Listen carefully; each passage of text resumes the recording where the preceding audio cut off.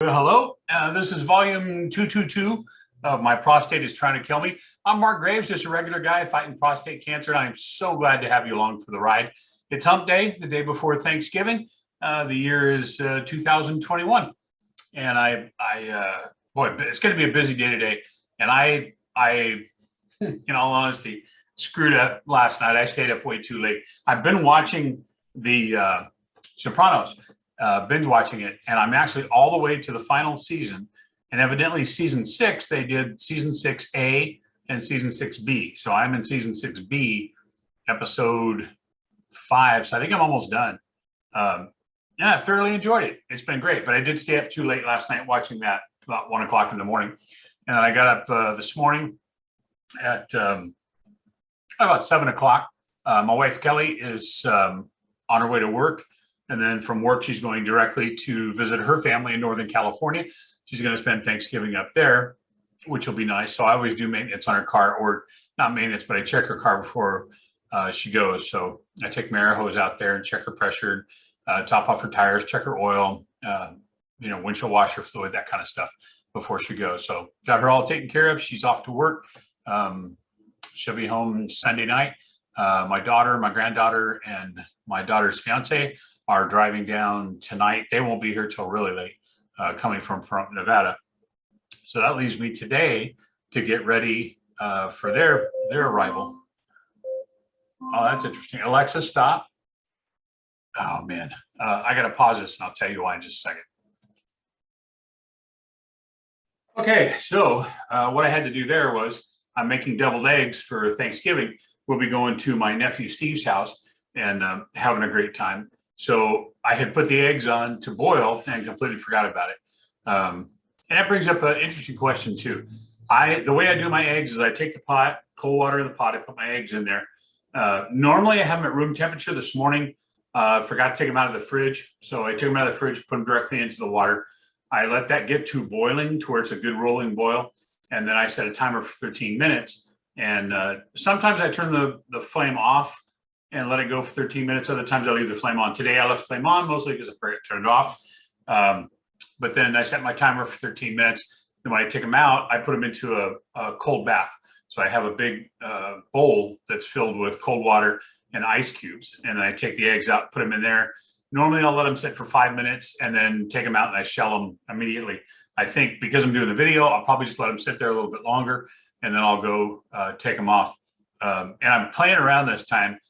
Just because I've been looking at recipes on YouTube, I wanted to try the thing where you take just the top off and then you blow in it, and supposedly that expands the shell and it comes off. I don't know. I normally have very good luck tapping the bottom, tapping the top, and then I roll them in my hands and the shell lets go. Not every time, but the majority of the time the shell lets go, as long as you put them in a cold bath. Because when you put them in a cold bath, number one, stops the cooking. Number two, it shocks the shell and the egg shrinks a little bit on the inside, and it makes it easier to get off. But do me a favor, if you have a way that is foolproof, that works for you all the time, put it in the comment section below. I'd love to read it. I really would, because my deviled eggs are legendary. I'm sorry. I'll break my arm patting myself on the back. My family loves them. So simple to make. They're tasty. So what I'm going to do today is cook them. I'll slice them open, take the yolks out, put those in a bowl. And then what I do too is I always clean all of the white. So I get any of the yolk that's off, so they're perfectly clean.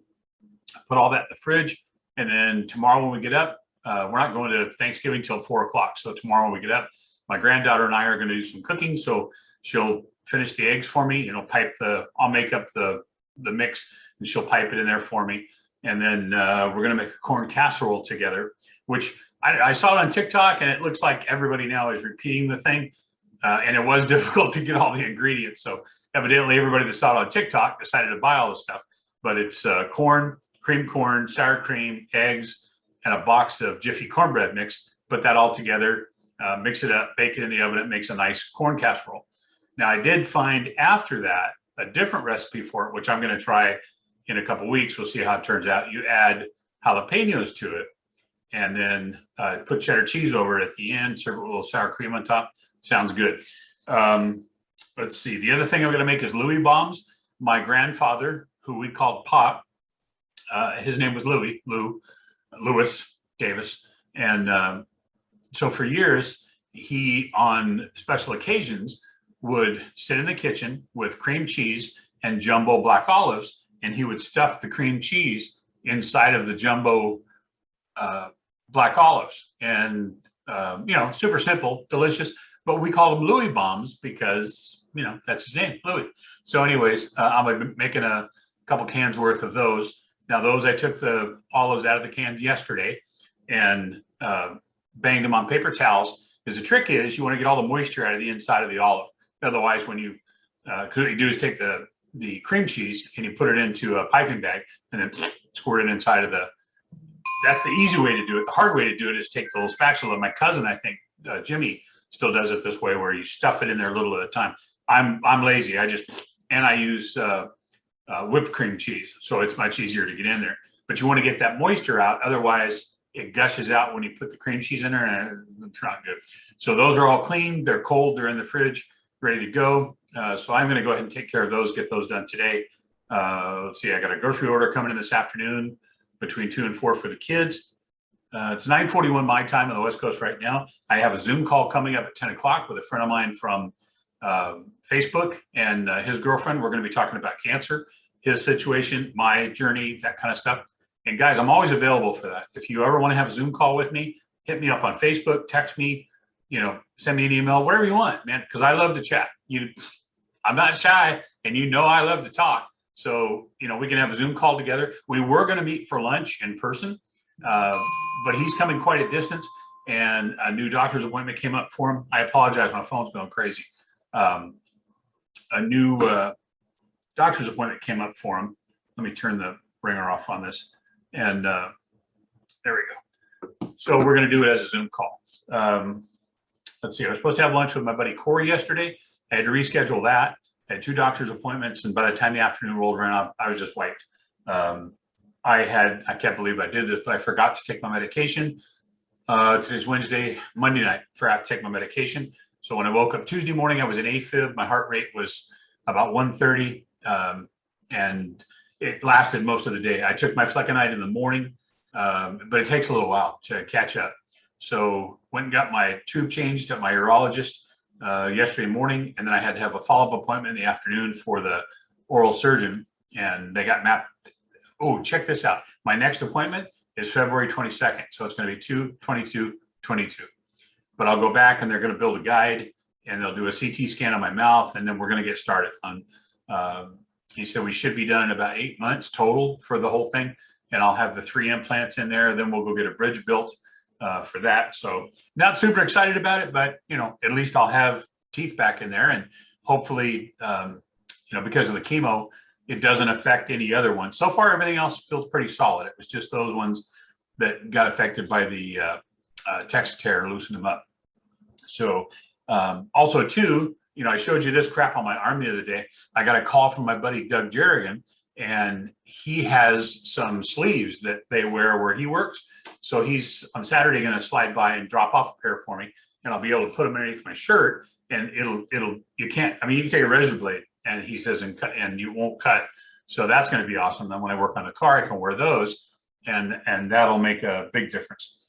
Trying to think of what else. Oh, two batches of fudge down. I made a batch of peanut butter fudge, and then I did one with peanut butter chocolate.